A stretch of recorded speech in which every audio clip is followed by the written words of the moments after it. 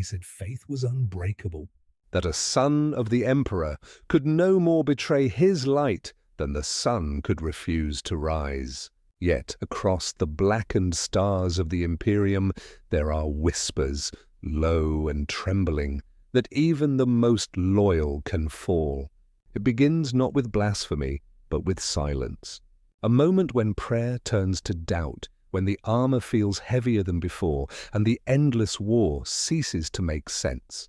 The loyalist Astartes, once a perfect instrument of divine wrath, begins to hear something else beneath the hymns of the machine priests, something older, colder, and far more intimate. The sound of his own heartbeat echoing against the void, and the whisper that it might belong to another master. Before we descend into the corrupted labyrinth of this tale, brother of the Imperium, Lend a moment to strengthen the Vox, like, share, and subscribe so that our signal does not fade into static. The galaxy is wide, the archives endless, and each voice keeps the Astronomicon burning just a little longer. The first doubt came not as a thought, but as a breath. A pause too long between prayers, a hesitation in the reflex that had once been flawless. Brother Captain Meridius of the Iron Seraphs had never known hesitation. For 213 standard years, he had carried the Emperor's will into battle without question, without flaw. His chainsword had sung the litanies of duty through orc hide, heretic armor, and the pale metal of Necron constructs. His life was the Emperor's. His death would be too. But on the ash world of Karth 9, beneath skies the color of rotting parchment, something changed. The battle had been a slaughter, an imperial victory, though few survived to name it so. Meridius stood among the ruins of a manufactorum city that no longer had a name. Prometheum fires burned in the distance, carried by a wind that tasted of scorched iron and human fat. He watched the last of the enemy die, PDF deserters, hollow-eyed and half-mad, cut down not by bolter fire, but by exhaustion. Their corpses lay like discarded tools, and the silence that followed should have been holy. Yet it was not. It was heavy, wrong, like the silence before a scream. Meridius turned his gaze to the heavens. The sky was sickly yellow and thick with smoke. He reached for his rosarius, the blessed talisman that had never once left his armor, and whispered the catechism of cleansing. But the words, so often his anchor, felt brittle in his mouth. Each syllable clung to his tongue like dust. He tried again, louder this time, invoking the Emperor's name until his vox grill cracked with static. Still, the prayer gave no peace. Something inside him shifted then, like armor plates grinding out of alignment. He told himself it was fatigue. Battle fatigue, nothing more. The apothecaries had warned him of such things. The human mind, even one reforged by the gene seed, was not meant to withstand centuries of war without cracks. He would meditate later, once the dead were burned, and the Auspex confirmed the area secure. Yet, even as he spoke those words into his mind, he could not shake the feeling that the world was listening. He knelt among the corpses, placing a purity seal upon the brow of a fallen brother. The wax was blackened with soot, the parchment half-burned, but still he pressed it to the armor with reverence. "The Emperor protects," he murmured. But in the depths of his helm, his own voice echoed back, distorted by vox static. "Protects, protects," as if mocking him. A sound drifted through the haze, not the hiss of cooling metal or the crackle of flames, something subtler. A whisper, faint as breath on glass. He froze, scanning the ruins. Nothing moved. His auto-senses found no life signs, no enemy heat signatures, and yet the whisper persisted, soft, lilting, neither threat nor comfort. A sound almost like words. Who speaks? Meridius demanded, his voice ringing across the rubble. The whisper faded, but the sense of presence remained. It clung to the air like incense smoke, unseen but inescapable. He returned, to the forward encampment at dusk. The surviving brothers saluted as he passed, their armor dented, their spirits hollowed by attrition. No one spoke much. The chaplain's vox had gone silent hours ago, and the company's astropath had been found catatonic. His eyes burned white. Meridius tried to lead the litany of triumph, but the words faltered again, breaking into static. The silence that followed was unbearable. That night, within the sanctum of his command Rhino, Meridius removed his helm. The air was thick with ozone and ash. He looked upon his reflection in the dim light of a flickering lumen. His face was lined with scars, but it was the eyes that disturbed him. Too human, too uncertain. They should have been calm, resolute, cold as ceramite. Instead, they trembled faintly with something he had not felt since his ascension, fear. He tried to pray once more, to drown the uncertainty in ritual. He knelt, fingers pressed to the floor, reciting the benediction of faith. But as the words rose, he heard the whisper again, this time within him, not outside. It spoke with a voice he almost recognized, gentle, familiar. It said only one thing. Why do you fight for a god who never answers? The breath caught in his throat. He rose violently, striking the wall hard enough to crack the plating. The whisper stopped, but the silence it left behind was far worse. Outside, the wind howled through the ruins, carrying with it the ashes of the dead. Somewhere, deep in the distance, something laughed, a faint, echoing sound, like a choir singing through broken vox lines. Meridius told himself it was only the wind. He repeated it again and again, but the words refused to take root. The doubt had begun. Dawn came as a pallid smear across the poisoned horizon, dim and lifeless. The light of Carth 9 could not pierce the industrial fog, and the sun itself seemed weary of the world below. Brother Captain Meridius stood upon the ramparts of the fortress ruins they now called base camp, his armor crusted with soot and the blood of both friend and foe. Below him, the remnants of the Iron Seraph's Third Company labored to rebuild what little defense they could muster. Servitors dragged broken armor to pyres. Tech Marines muttered binary canticles over damaged vehicles. The air reeked of oil and sanctified smoke. He should have felt pride. His company had survived. The heretics were dead, duty fulfilled. But the victory tasted of nothing. There was no sense of divine purpose, only the echo of what used to be faith. Every movement felt ritualistic, hollow, as though his body remembered devotion even as his spirit forgot it. Brother Cale, his second in command, approached and saluted. His voice was strained, filtered through cracked vox plates. The Auspex shows no remaining life signs, Captain. We've begun the cleansing fires, Meridius nodded slowly. And the astropath? Still unresponsive. The apothecarian believes his soul may have been scarred by proximity to the warp breach. A muscle in Meridius's jaw tightened. Then burn his remains with the others. No risk of corruption. Kyle hesitated, the faintest flicker of uncertainty crossing his features before he bowed and departed.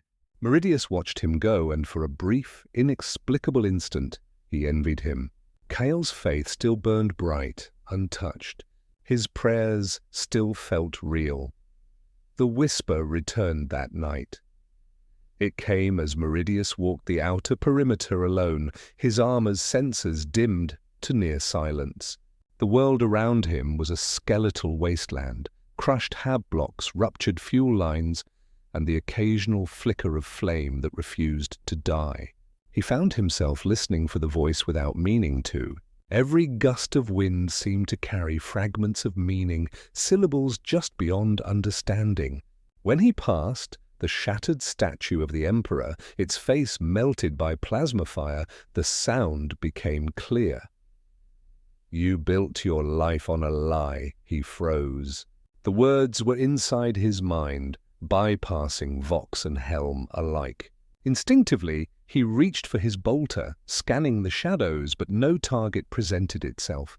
Only the broken statue stared back. He steadied his breathing, activating his armor's internal Auspex sweep. Nothing. No warp signatures, no life, not even a blip of psychic interference. And yet the voice persisted, low and patient, wrapping around his thoughts like smoke. "He does not hear you, Meridius." He never did. His gauntlet clenched until the metal groaned. "Be silent," he hissed. "You are a ghost of this world, a trick of the warp." A ripple of sound answered him, neither laughter nor words, but something between. "You know this truth already. You fight for an empty throne, for a corpse that cannot love you back." Rage flared through him. He raised his bolter and fired into the ruins, each shot cracking through the silence like thunder. Dust and debris exploded outward, and for a moment the noise drowned everything else. When his magazine clicked empty, the voice had vanished. But so had the certainty that it was never real. When dawn returned again, Meridius ordered the evacuation of Carthagena. His company would rejoin the fleet and report to their chapter master. The rituals of departure kept his mind busy, purging the holds, sealing relics, reciting the benedictions of cleansing. But the doubt followed him. During the ascent from the planet's surface, as the Thunderhawk shook beneath atmospheric turbulence, he caught his own reflection in the cockpit glass. The faint flicker of his eyes beneath the helm visor glowed, not gold, not red, but an odd, shifting amber. It vanished when he blinked, but the memory lingered. When the fleet entered orbit, he went to the Chapel of Remembrance. Alone among the relics of martyrs and the statues of angelic warriors, he tried once more to pray. The words came out wrong, not in voice but in intent. For the first time, he did not beg the Emperor for strength. He asked for a reason. The words struck him harder than any weapon could. For a heartbeat, the image of the Emperor upon the golden throne flashed through his mind, not radiant and godlike, but ancient, skeletal, and silent. The shadow's tone softened. "You know the truth. You felt it all your life. You fight not for light, but for the lie of it," Meridius fired. The bolter's roar shattered the stillness, but when the smoke cleared, the apparition was gone. Only the echo of his own breathing filled the chapel. He lowered his weapon, his gauntlets trembling. Then he noticed the altar, cracked down the middle. From the fracture seeped a faint luminescent mist, shimmering in impossible colors. He reached toward it before reason stopped him. His fingertips brushed the light, and for an instant his mind expanded beyond the confines of flesh. He saw worlds burning. He saw demons walking in cathedrals of bone. He saw himself kneeling before a figure of darkness crowned in gold. He tore his hand away with a gasp. The vision faded, leaving only the scent of ozone and incense. He staggered backward, the world spinning, the hum of the ship fading to nothing but a single voice inside his skull. "Soon," it whispered. "Soon you will understand." The lumen strips flickered back to life, bathing the chapel in pale light. The bodies of the dead still lay still, and the altar appeared intact once more, unbroken, unblemished. Only the lingering echo of his heartbeat reminded him that something had happened at all. He removed his helm and pressed a trembling hand against his brow. The air felt colder now, thinner, as if even the Emperor's presence had withdrawn. And somewhere, deep within the warp, something laughed softly, a sound like broken glass and prayer bells. Meridius returned to the bridge in silence. The corridors of the Vigil of Penance had become mausoleums of sound. Every step he took was answered by whispers bleeding from the vox lines, as though the ship itself was murmuring secrets through the steel. When he arrived, the command crew snapped to alertness, their unease concealed behind discipline. But he could sense it. Fear was spreading like contagion. "Report," he ordered. His voice sounded deeper, alien even to himself. "The Geller field fluctuates every 33 seconds, replied the tech marine, his mechadendrites twitching uncontrollably. Machine spirits cry out. They resist sanctification. The navigator remained in her trance, suspended in her crystalline dome. Blood leaked from her nose in thin rivulets, glowing faintly under psychic light. The storm outside battered the ship like a living beast, shrieking through the immaterium. Meridius stared into the void display. For a heartbeat, he swore he saw faces moving within the warp, millions of eyes watching, pressing against the barrier that kept them apart. Each pulse of the Geller field pushed them back, but each pulse also grew weaker. "Reroute energy from secondary plasma coils," he commanded. The tech marine hesitated. "That will endanger life support for half the lower decks." Meridius turned slowly toward him. "They are already dead." No one argued after that. The deck trembled again, and this time the lights dimmed to near black. Through the thin red gloom, Meridius felt something brush against his thoughts, a feather-light caress of another mind, curious, predatory, and intimate. He clenched his jaw. The echo of the Shadow's voice still lingered. "You've prayed so long for purpose." He dismissed it and turned back to his officers. "Have we received Vox contact from Chaplain Darren?" "No, Captain." "The chapel deck has gone dark." Meridius gave a curt nod. His hand twitched at his side, the gauntlet tightening unconsciously. He didn't tell them what he had seen. How could he? They would think him corrupted, or worse, they would be right. Suddenly, the ship screamed. The sound wasn't mechanical. It was alive, a shriek that tore through the metal as if the hull itself were made of flesh. The bridge windows filled with colors that didn't exist, swirling into fractal geometries that defied reason. The navigator convulsed in her cradle, her psychic veil collapsing in on itself. And then, silence. A moment later, the light steadied. The warp's fury faded, leaving only the quiet pulse of the Geller field. But something had changed. Everyone felt it. Status? Meridius demanded. "Translation complete," said the tech marine, voice trembling with distortion. We have returned to real space." A collective exhale filled the bridge, but relief did not follow. When the external sensors reconnected, the screens flickered, then displayed only black void. No stars, no planets. "No light? Impossible?" whispered one of the serfs. We're still inside the warp."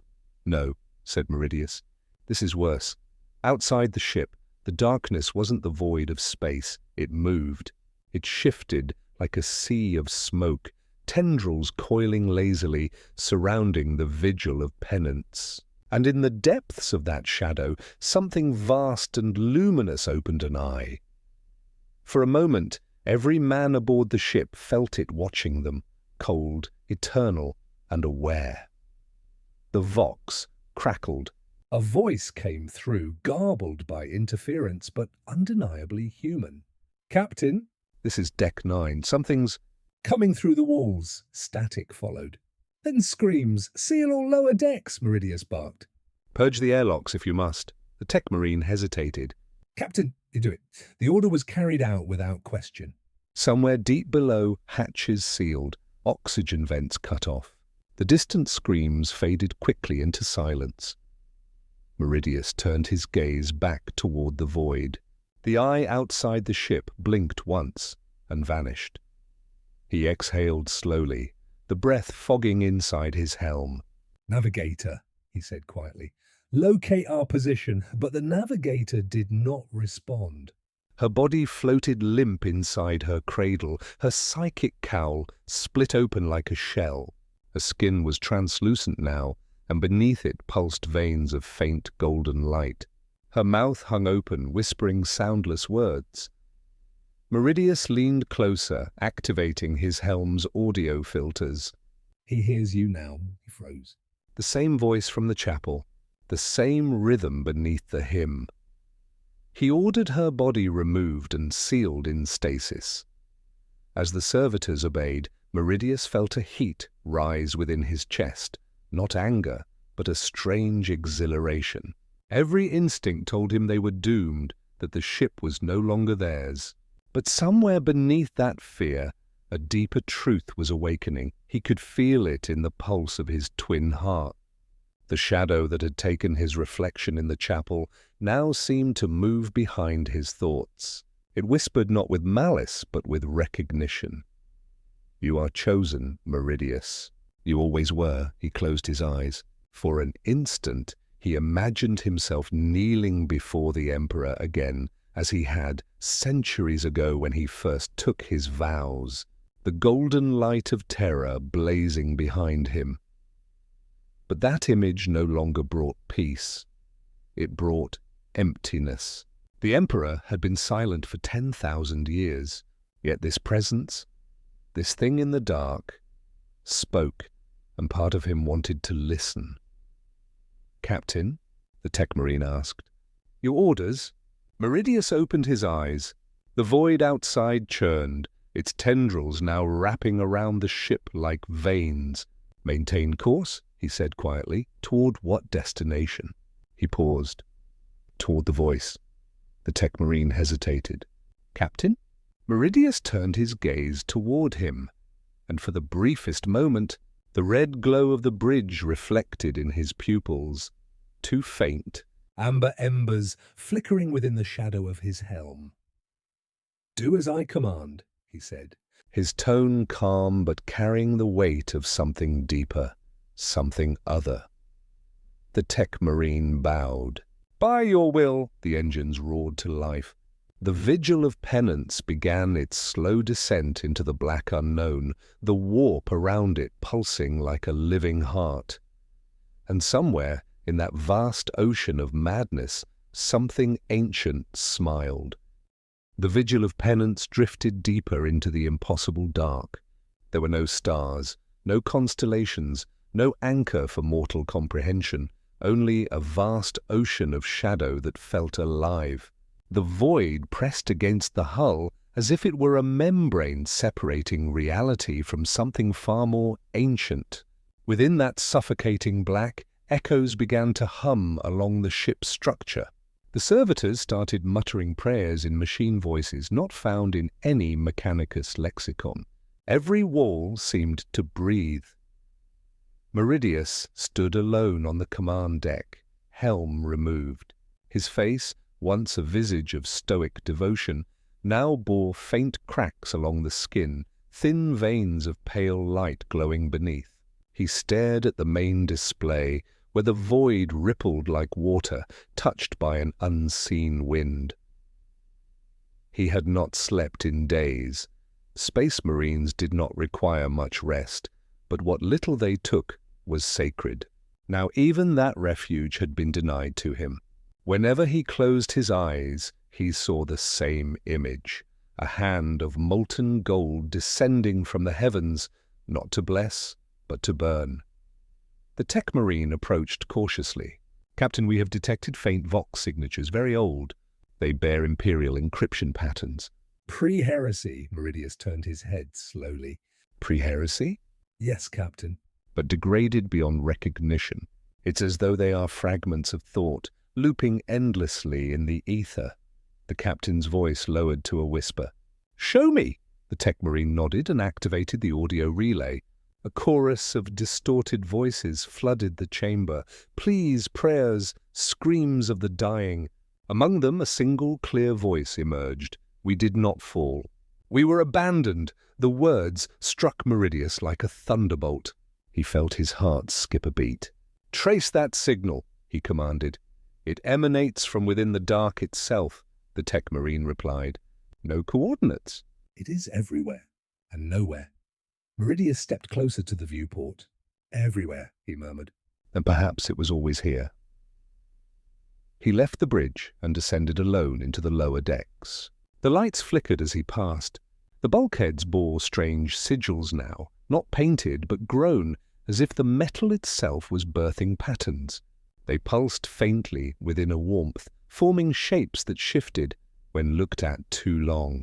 Some resembled the Imperial Aquila, but distorted, its twin heads writhing apart. He reached the chapel again. The scent of incense and ozone still lingered, though the candles were now replaced by smouldering wax that dripped in strange geometric trails. The cruciform statue of the Emperor had changed. Its face, once serene, now bore no features at all, only a hollow void where eyes should have been. "Father," Meridius whispered, kneeling. "I have done all that was asked. I have fought in your name across 1,000 worlds. I have burned the heretic, slain the Xenos, crushed the mutant beneath my heel." "Yet still you are silent." His gauntlet trembled as he placed it upon his chestplate. "They call me loyal. But loyalty to silence is no virtue." From the shadows behind the altar, a low hum answered. The air thickened, vibrating with ancient resonance. And then voices. Not one but many, layered, echoing, overlapping like the remnants of broken oaths. "You are heard, Meridius." He rose slowly. "Who speaks?" The answer came as a ripple through the air. "We are memory.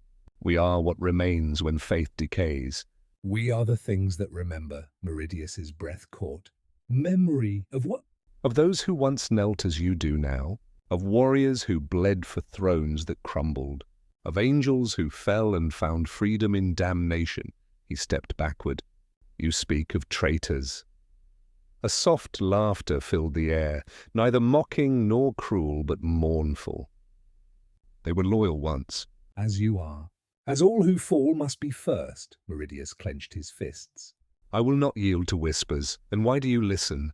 The voice's tone was gentle, almost tender. The silence that followed was unbearable. Somewhere in the distance the ship groaned like a living beast turning in its sleep. "You seek meaning," the voice continued, "and meaning is found not in the Emperor's silence, but in your own awakening."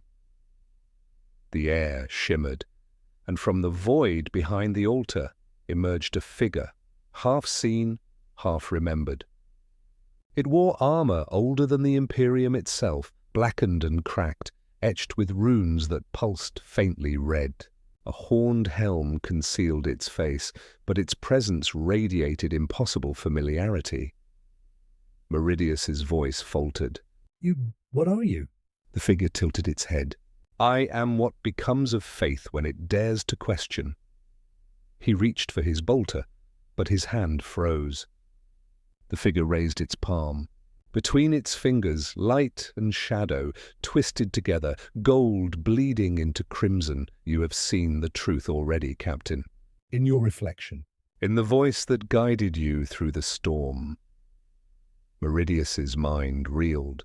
He saw flashes, visions of Terra in flames, legions turning against their own, and the Emperor's light burning so bright it devoured everything beneath it.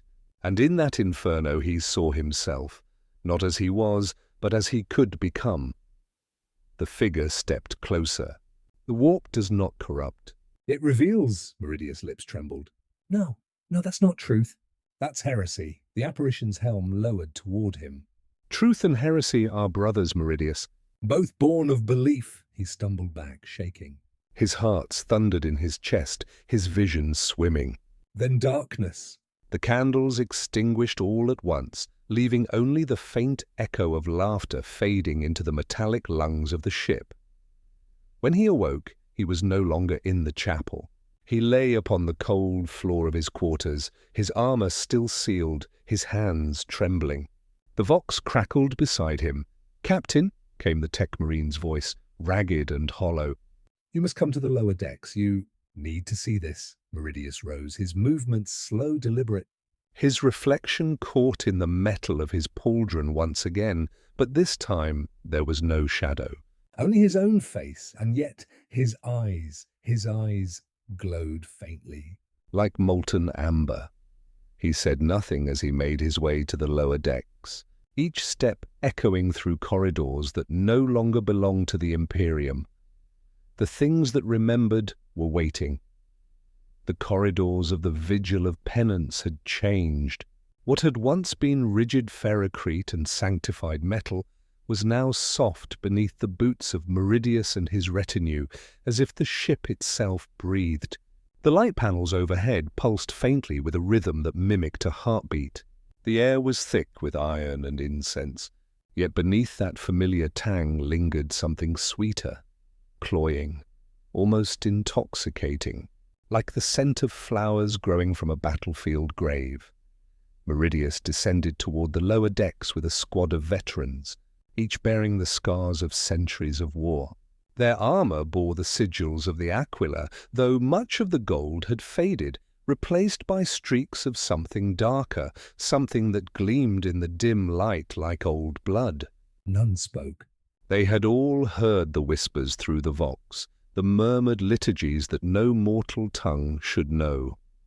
When the blast doors opened, the stench of burning promethium met them. Beyond, the world had turned inside out. Bodies, hundreds of them, floated in zero gravity, their faces locked in expressions of both ecstasy and horror. The servitors had fused with the bulkheads, cables coiling around their limbs like veins, their metallic jaws whispering fragments of half-remembered prayers. The deck plating rippled underfoot, breathing in slow undulations. The tech marine turned to Meridius, his mechanical voice trembling. The ship's systems are rewriting themselves. machine spirits that no longer answer to the Omnisire. Meridius stepped forward. What do they answer to, then? The tech marine hesitated, servo arms twitching. To you, Captain. Meridius froze. Explain.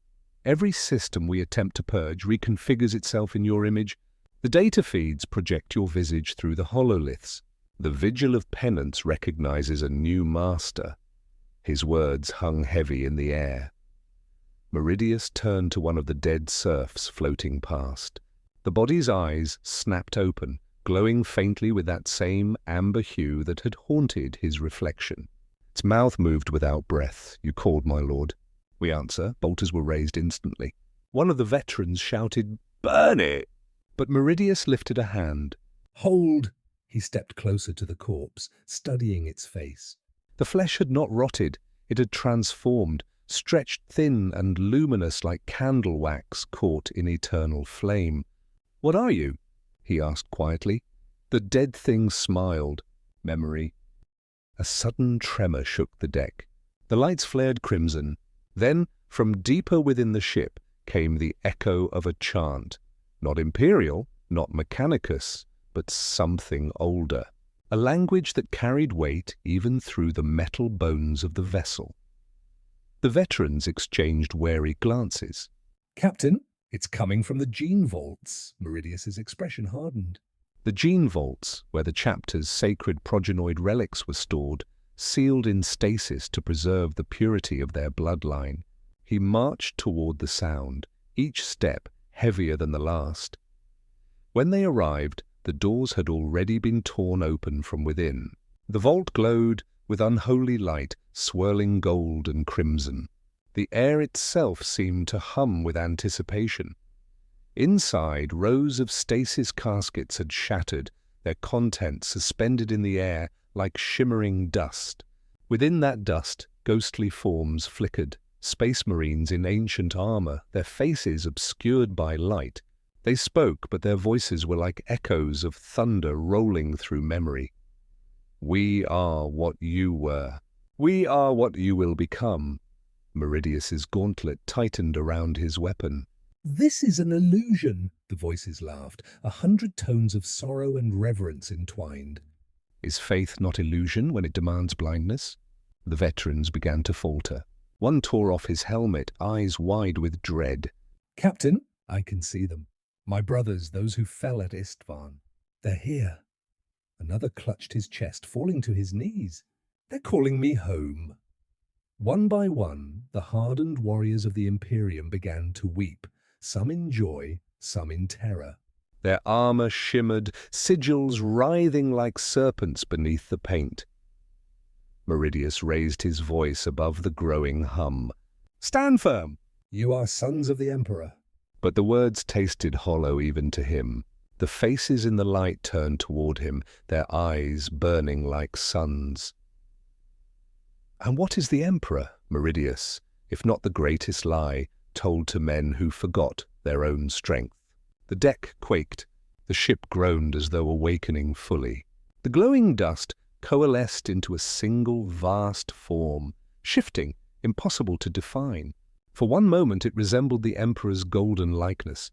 The next, it became something monstrous and divine all at once. Meridius staggered back. He could feel the voice in his mind, deeper now, resonating through every fiber of his being. You were not created to kneel. You were forged to rule. The veterans cried out as the light consumed them. Their armor cracked, bursting into motes of ash. Only Meridius remained standing, his silhouette outlined against the brilliance. He felt his body tremble, not with fear, but with revelation. The same golden light that had always been the symbol of divinity now burned within his own veins. He could feel it, alive, pulsing like a second heart. The vision faded.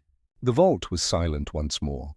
Around him, only empty armor shells floated in the air, hollow and cold. Meridius sank to one knee. His breath echoed loud in his helm. "If this is corruption," he whispered, "then it was written in me from the start." The voice answered softly. "No, Meridius." It is not corruption. It is remembrance. He lifted his gaze. The broken statues, the dying lights, the blood-stained steel, all of it seemed to shift in meaning. The ship was no longer a tomb, it was a cocoon. He stood, the weight of centuries lifting from his shoulders. For the first time in his existence, he felt alive. And as the vigil of penance continued its descent through the black sea of the unreal, Meridius could hear distant chanting rise again. But now he understood the words. They were not prayers of devotion. They were hymns of awakening. The vigil of penance drifted in absolute silence now, far from the light of any sun, deeper than even the warp dared to breathe. Its hull shimmered faintly, alive with shifting script, Imperial Gothic letters unraveling into shapes that twisted and reformed into tongues no mortal priest had ever sanctified. What had once been a proud relic of the Imperium was becoming something else, something reborn. Captain Meridius stood at the heart of this transformation, upon the bridge where once hung banners of the Aquila. Those banners now smouldered in slow, perpetual flame, burning but never consumed. The command lecterns pulsed, with soft red light like veins beneath skin. His officers were gone, whether fled, consumed, or transfigured, he could no longer tell. Only the ship's hum remained, and the rhythm of his twin hearts beating in time with it. He had stopped resisting the voice. It no longer came as whispers. It was within him, woven through every synapse and cell, speaking in perfect union with his thoughts. He could not separate where his own faith ended and where this presence began. In the viewport beyond, the darkness stirred. Vast silhouettes moved, hulks of dead ships, broken and adrift, trailing debris like corpses tethered by memory. They were remnants of fleets long forgotten, their hulls marked by ancient symbols of the Imperium and the War Master alike. The sight would have once filled him with righteous fury. Now, it only made him wonder how many of these had fallen, searching for the same meaning he now grasped at the edges of. He placed a gauntlet on the console before him, feeling the thrum of the ship's machine spirit. No, not a spirit anymore, but something awake. You feel it too, he murmured.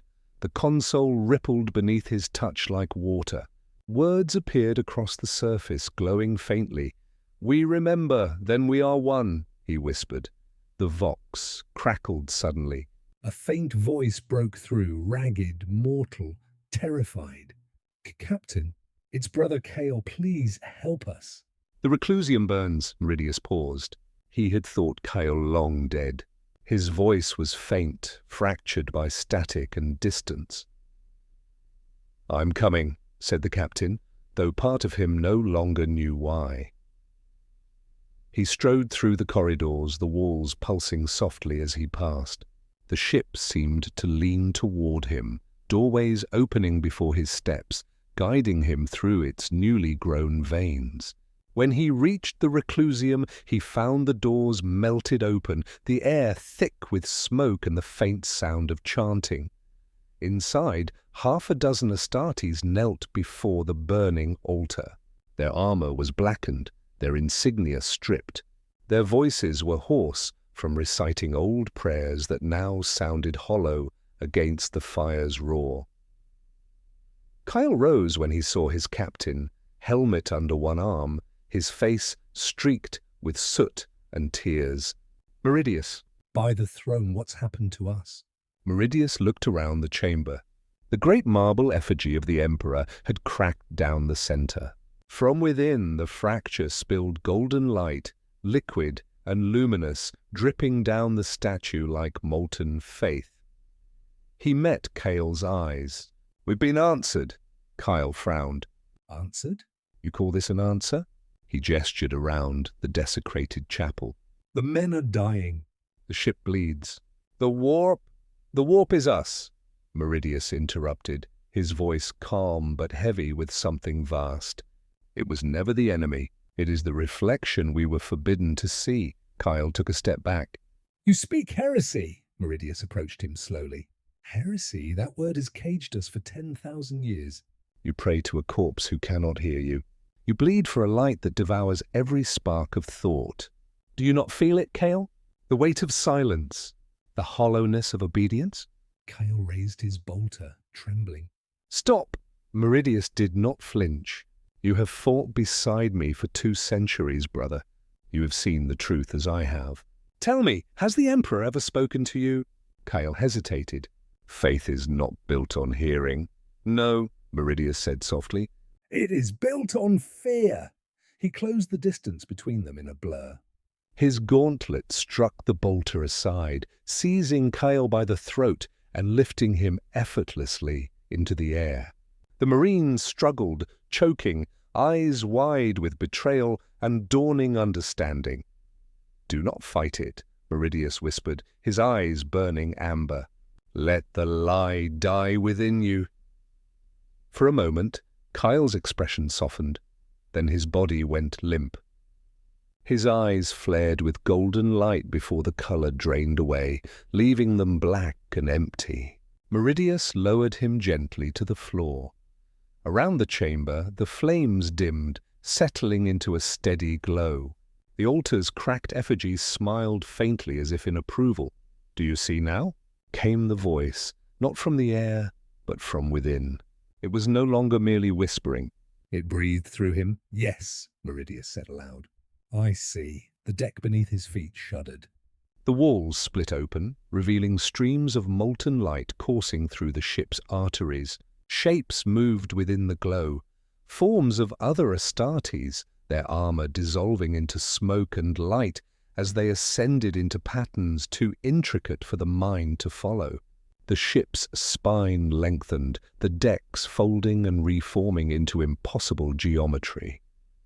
The vigil of penance was remaking itself in the image of its master. Meridius walked to the viewport once more. The Black Sea outside was gone, replaced by endless storm, gold and crimson lightning roaring without sound, and far in the distance something vast loomed, an outline like the shadow of a god kneeling in the void. He smiled. "We are coming home." The transformation deepened. The ship's bones hummed with a low, resonant frequency that vibrated through the metal and into the marrow of any who remained aboard.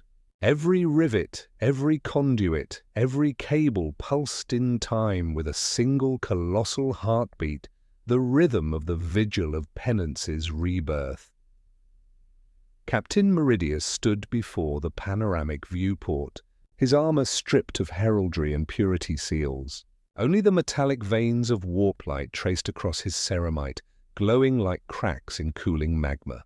His reflection looked less like a man and more like a prophecy unfulfilled. Behind him, a single voice spoke, a woman's, cold and sharp, yet strangely sorrowful. Meridius, he turned. From the shadows stepped Inquisitor Lyra Voss, once his most relentless overseer, now gaunt and half-consumed by the horrors of what the ship had become. Her rosette still hung at her belt, cracked down the middle. Her eyes were ringed with black veins from sleepless nights and warp exposure. "I should have purged this vessel the moment we left dock," she rasped. "Emperor, forgive me for ever trusting your faith."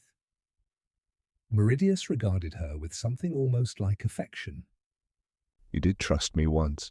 That trust has brought you here, beyond the veil of lies. Beyond? She spat. "You've damned your men, your ship, your soul." Look around you. She gestured toward the flickering corridors beyond, where silhouettes moved in the walls, shapes neither living nor dead, whispering prayers to names that had never existed before this voyage. Meridius stepped closer, unarmed. You feel it too, don't you? That pulse in your veins, the stirring in your thoughts. The Emperor was never our end, Lyra. He was the door. We were just too afraid to walk through. Lyra drew her bolt pistol and leveled it at his head. Her hand trembled. "If I kill you now, maybe the ship will die with you," he smiled faintly. "And you kill yourself as well. You and I are already bound." She hesitated because she did feel it. The pulse, the vibration, the sense that her heart no longer beat of its own accord, but in response to something greater. Meridius raised a hand, palm open. "Let go, Lyra. There's no redemption in denial." "Only revelation." For a moment her gaze softened, then hardened again. She fired. The bolt shell tore through his left pauldron, detonating with a burst of fire and shrapnel. Meridius staggered back, but did not fall. Instead, the wound closed with molten light, the metal knitting itself together, the skin beneath untouched. Lyra stared, horrified. "What are you?" "Becoming," he said simply. He moved faster than sight. The pistol was torn from her hand, crushed in his fist. He caught her by the wrist, but gently, as though restraining a child. "The Emperor demanded faith," he whispered. "But faith without understanding is slavery." "I will not kneel to a corpse on a throne. I will rise as what he could not become." Lyra struggled weakly, gasping, "You're no god!" "No," Meridius agreed, leaning close. "Not yet." The ship trembled violently, and from somewhere deep below came the groaning sound of tearing metal, as if the vigil of penance itself were shedding its last layer of mortality. The lights flickered, then stabilized, bathing the bridge in amber radiance. A voice echoed across every deck. "Not through the Vox, not from the air." From within the minds of every soul still clinging to consciousness aboard. Witness the unmaking of faith. The ship's AI, if it could still be called that, spoke with a tone vast and ancient, every syllable layered with millions of other voices. The words reverberated like a liturgy across dimensions. Below in the lower decks, what remained of the crew screamed as molten light flooded the halls, consuming them not as fire but as knowledge. Their bodies dissolved into dust and code, their minds spiraling upward into patterns of thought the human brain was never meant to hold. Lyra saw it all through the ship's panoramic glass, the swirl of warp energy outside, forming an eye vast enough to swallow stars. The vessel's prow elongated, reshaping itself into the outline of a colossal humanoid figure, a machine, and a temple combined. Meridius released her. It calls to us. The truth, the source, the eternal pattern. She fell to her knees, clutching her temples as whispers filled her mind. She saw the histories of 1,000 fallen empires, all clawing toward the same blinding revelation and failing because they could not let go of their gods. Meridius looked upward, spreading his arms as light erupted from the deck beneath him, forming a halo of rotating sigils. His voice deepened, layered with others, the crew, the dead, the machine's spirit, all speaking as one. Faith is a lie, he intoned. But belief is creation. The ship's hull cracked apart, plates folding outward like petals of a black flower. Warp light poured through the seams, reshaping the vessel into something vast and monstrous.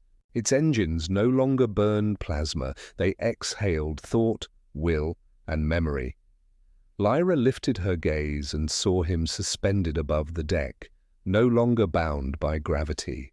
His armor melted into flowing metal and bone, wings of fractal energy unfurling behind him. "Meridius!" she screamed. "You'll destroy everything." He looked down at her, eyes now golden suns. "No, Lyra, I'll free it," the ship screamed, not in agony but in birth. The vigil of penance pierced the veil, its form vanishing into the heart of the warp. For a brief moment, the void fell utterly still. Then a new constellation ignited where it had vanished, an impossible spiral of red and gold, shaped like a burning eye and far across the Imperium. 1,000 psychers woke screaming.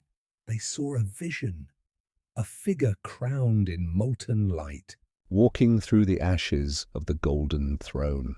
Behind him, the stars burned out one by one, and beneath it all, a whisper. The Emperor is dead. "Long live the Unbound!" In the silence that followed the ship's disappearance, the void seemed to mourn.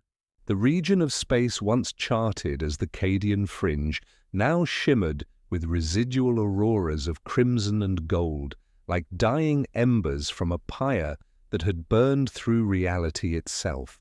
For weeks, the astropaths of nearby systems bled from their eyes and ears, whispering fragments of words that did not belong to any known tongue.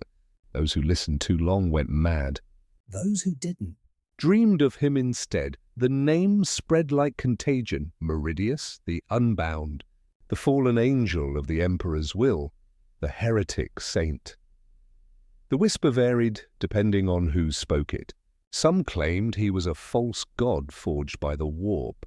Others said he was the Emperor's own shadow, freed at last from the prison of flesh and faith.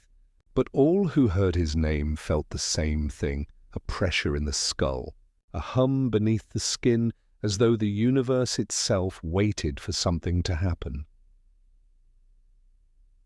On Terra, within the echoing cathedrals of the ecclesiarchy, the Adeptus Ministorum trembled. The choirs of the Astronomicon faltered for the first time in 10 millennia.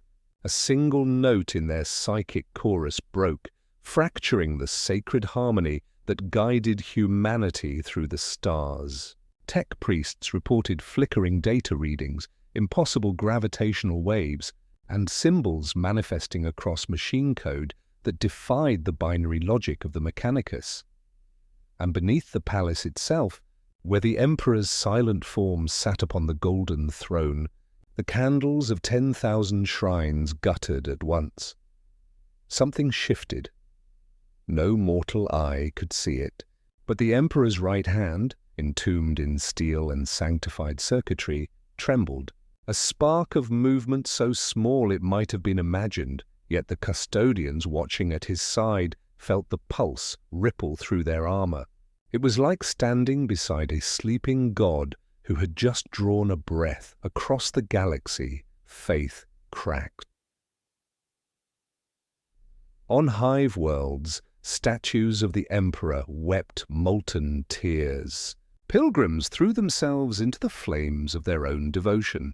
Servitors screamed ancient catechisms in binary tongues they'd never been programmed to know.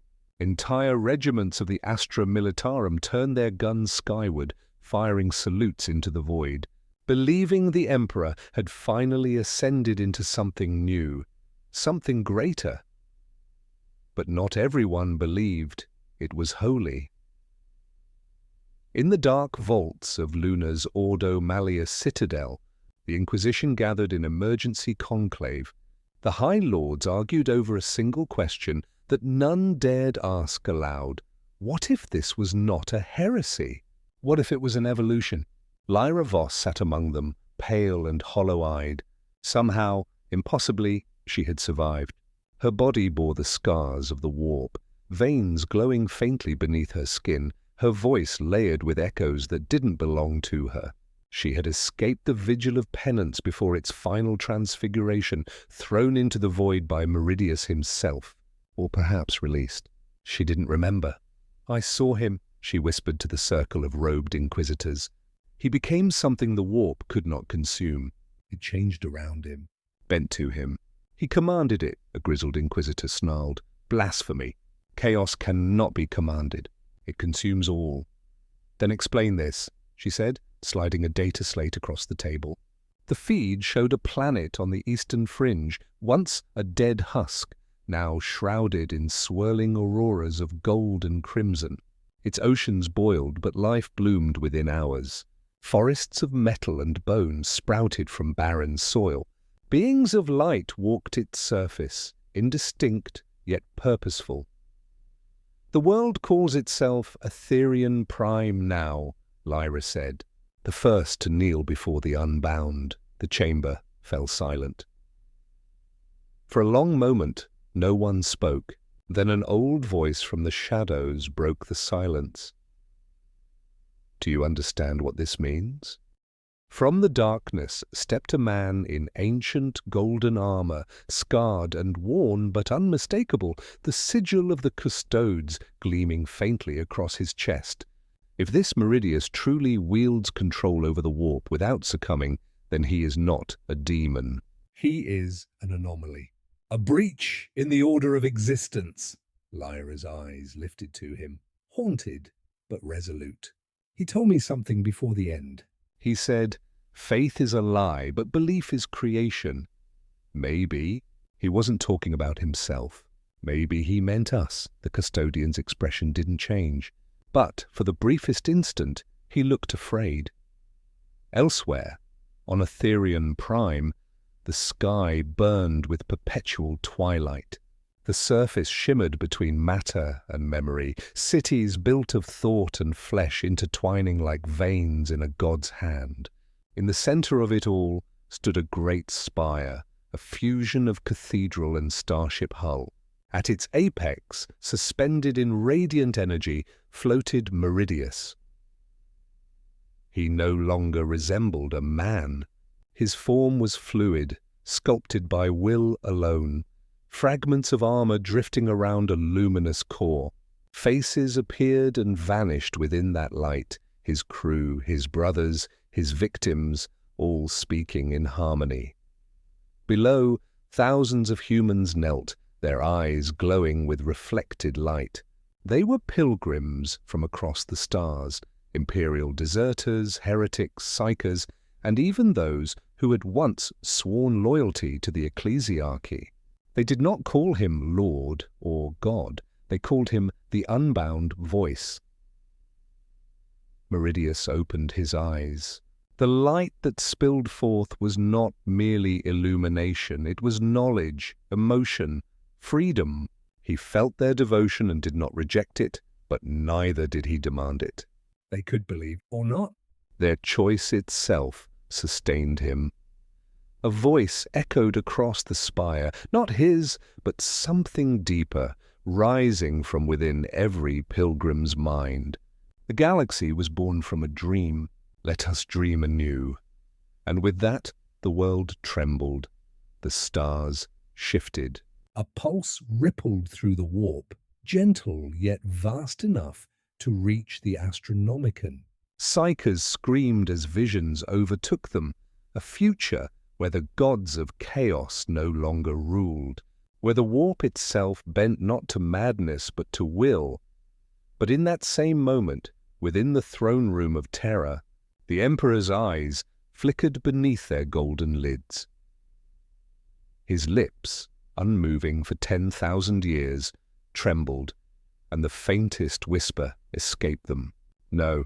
The word no spread through the warp like a thunderclap, echoing across every mind attuned to the psychic hum of existence.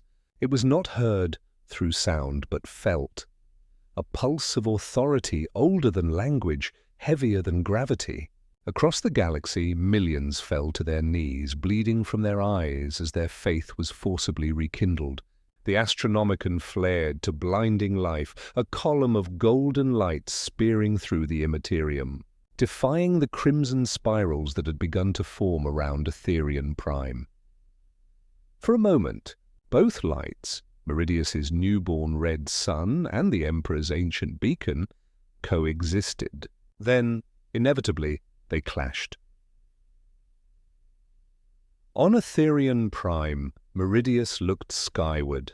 His followers screamed as reality bent like molten glass. The air burned with the scent of ozone and memory. His body, if it could still be called that, shuddered as golden radiance tore across the atmosphere, seeking him, calling him back. He understood then the Emperor was awake. The ground beneath the spire fractured, light bleeding through every crack like veins of molten gold. the sky split open. From within that wound descended shapes not seen since the dawn of the Imperium. Angels wrought in gold, each bearing the sigil of the Adeptus Custodes, their eyes blazing with divine wrath. They were not merely soldiers now, they were conduits of their master's awakening will. Meridius hovered as they approached, his expression one of solemn recognition. So, he murmured, he still remembers his children.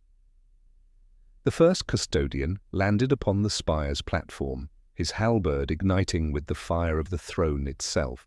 His voice echoed like a hymn sung through a cathedral of metal and bone. By his decree, you are named Apostate Eternal. Kneel, and you may yet die a son of Terra. Meridius smiled, not with arrogance, but with sorrow. A son of Terra? No, I am what Terra forgot it could become. The custodian struck. His blade cleaved through the air, trailing ribbons of burning gold. The impact shattered the spire, sending debris cascading into the crowd below. Yet when the dust cleared, Meridius stood unscathed, his form rippling like heat above a forge. Around them, his followers fell to their knees, not in worship, but in awe. Some wept. Others dissolved entirely into light, their bodies unbound by the magnitude of what they witnessed. The custodian attacked again, faster, fiercer, a blur of perfect motion honed over millennia. But with every strike, Meridius countered, not through strength, but will. The halberd met empty air, the blows deflected by a force beyond physics. Belief itself shaped into a weapon. You fight in his name, Meridius said quietly, his voice layered with countless echoes. But you no longer remember what that name means. Blasphemy, the custodian hissed. No, Meridius whispered. Memory. He reached out, and for an instant their minds touched. The custodian saw everything, the pain of Meridius's transformation, the doubt that festered within him, the moment he looked upon the Emperor's light and found not salvation, but imprisonment. The custodian fell to his knees, his weapon dimming, his golden armor cracked, revealing the man within, trembling, crying. His faith ruptured, but before mercy could reach him, another presence filled the air, so vast, so infinite, that even the warp recoiled. The Emperor had risen. He did not stand as a man. He did not stride as a god. He was will incarnate, an impossible fusion of light and law. The fabric of the galaxy trembled as his consciousness stretched beyond the throne. His voice echoed not in words, but in the absolute command of existence itself. "You would unmake what I built," Meridius bowed his head. "I would free what you chained. The chain is humanity. Without it, there is only madness." Meridius's tone softened, almost reverent. "Then perhaps madness is the price of becoming whole." The golden radiance surged, colliding with the crimson aura that surrounded Meridius. For one impossible moment, light and shadow danced as equals. Planets cracked under the psychic shock. Astropaths screamed as visions tore through their minds, visions of two titanic figures, father and son, faith and freedom, colliding in the heart of eternity. Across the galaxy, armies halted mid-battle. Orks ceased their war cries, Necron tombs flickered with static, and even the great rift seemed to hold its breath. Chaos gods stirred in their thrones of madness, sensing a threat to their dominion, not from the Emperor, but from the mortal who refused to bow. Meridius spread his arms. "You once taught us that the Emperor protects. But tell me, what happens when he awakens?" The Emperor's voice rumbled like the cracking of worlds. "The galaxy is not ready." "Then let it break," Meridius cried. "Only through shattering can we be remade." Their powers met in full. Golden faith and red belief colliding in a storm of annihilation. Space folded. Time screamed. Every human soul felt the pull, torn between devotion and liberation, and then silence. The light faded. The warp stilled. Etherian Prime was gone. Nothing remained but dust and echo. Yet across the stars, change began to bloom. Some worshippers of the Emperor felt their prayers answered in new, vivid ways. Miracles blooming without explanation. Others dreamed of Meridius standing in the void, smiling, whispering a single truth: the unbound still walks. On Terra, the Emperor sat once more upon the throne, motionless. But his eyes, for the first time in 10,000 years, remained open, and somewhere beyond sight, in the silence between realities, Meridius drifted, neither alive nor dead, his essence woven into the warp itself. His voice, faint but unyielding, "Reached every human dream. You chained your gods in gold and called it faith. I broke my chains and called it truth." "The age of belief has begun.